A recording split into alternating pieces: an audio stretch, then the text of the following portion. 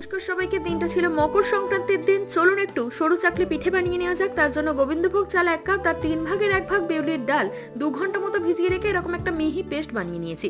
এটাকে এবার জল দিয়ে দিয়ে একটু পাতলা করে নিতে হবে আর সামান্য একটু লবণও অ্যাড করতে হবে। তো চলুন এবারে তাওয়াতে ভেজে নেওয়া যাক। আমি এটা তাওয়াতে একটু তেল ব্রাশ করেই ভেজে নিচ্ছি, আপনারা চাইলে এটা ফ্রাইং প্যানেও করতে পারেন। সামান্য একটু গোল শেপ দেওয়ার চেষ্টা করবেন, যদি না হয় তো ছেড়ে দিন, চাপ নেই, সেই তো খেতেই হবে। আমার তো কাঁচা হাতের কাজ, একটু টেরা বেঁকা হয়েই গেছে, এটাকে একটু অ্যাডজাস্ট করে নিন। তো এটাকে বেশ ভালোভাবেই পাট পাট করে নেব আর এটাকে সার্ভ করব আমি খেজুরের পাতলা পাতলা ঝোলা গুড়ের সাথে। চলুন সার্ভ করা যাক তাহলে। ইয়েস, একটু খাও তো, অনেকটা সফট হয়েছে। খেয়ে বলো, শীতের ফার্স্ট পিঠে আমাদের বাড়িতে। ও তো খেয়ে দারুণ বললো। চলুন এবার আমিও খেয়ে নিই আর পিঠেটা আমার সাথেই আপনারাও এনজয় করুন। So by.